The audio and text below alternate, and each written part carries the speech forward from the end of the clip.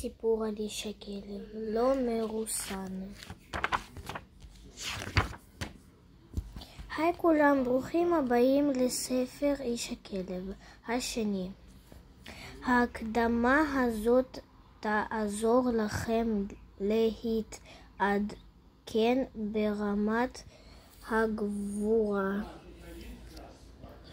בעולם שחתולים מרושעים הורסים לתמימים את החיים,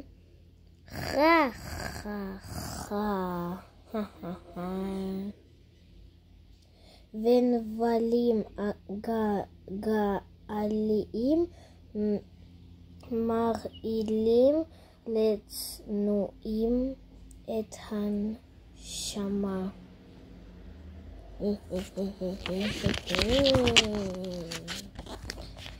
לשוטר אחד וכלב משטרה אחד היו הכלים הדרושים לשמירה על הסדר. עצור, גנב! אין מצב.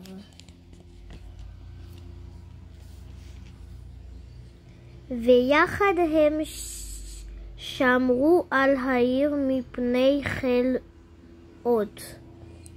בת, נגוס.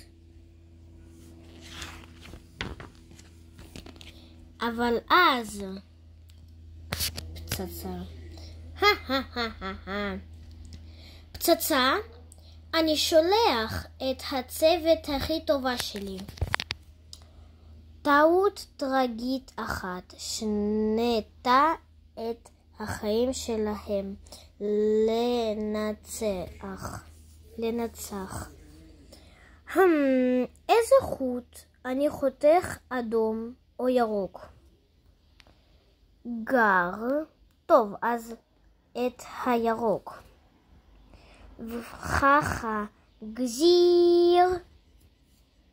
קפיץ בום. אוי, לא. שכחתי שכלבים עיוורי צבעים.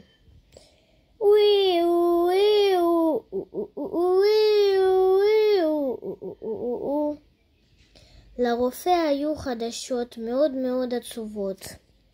אני מצטער, גרג, אבל הגוף שלך גוסס.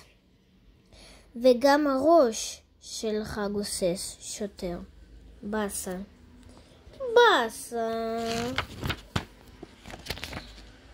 ובדיוק כשנראה שהכל אבוד, היי, גברת אחות, אולי נתפור את הראש של גרג לגוף של השוטר? רעיון טוב, גברת אחות, את גאונית. אני יודעת. ועד מהרה נולד לוחם פשע מסוג חדש. בסה, בלי כוונה, מיהו, יצרתי את השוטר הכי טוב. בעיה פעם, באי פעם. וזה היה נכון. לאיש הכלב היו יתרונות גם של איש וגם של כלב. אבל היה לו גם צד אפל. לאיש הכלב היו כמה הרגלים מאוד מגונים. הוא הגיר רוק על כולם. איך מגעיל. היה הרוס על כדורים. צ'וויק, צ'וויק, צ'וויק. ומסיבה לא ברורה, אהב מתגלגל בדגים מתים. לא, שוב. נו, באמת. איש הכלב, אתה שוטר מעולה, אבל אתה כלב רע. חסר לך שלא תהיה טוב. המפקד אמר. אחרת נשלח אותך לכלבייה, אמר השוטר, והכלב היה עצוב. רואים בתמונה. האם יוכל הגיבור שלנו להתגבר על טבעו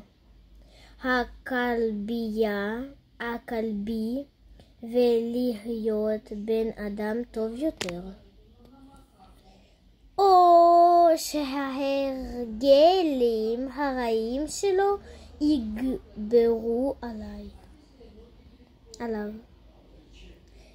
אם אתם אוהבים פעולה, מתח, רומנטיקה, ריח רוח וצחוקים, אז איש הכלב הוא יש. איש הכלב הוא יש. אין בזה שום היגיון, אבל אנחנו אוהבים את זה. תהנו. פרק 1, הפגישה הסודית. מעט ג'ורג' והרולד. אז זה פרק 1. אם רוצים פרק 2 תכתבו לי, כי יש לנו עוד וואו כמה פרקים. הסיפור היה על איש הכלב לא מרוסן.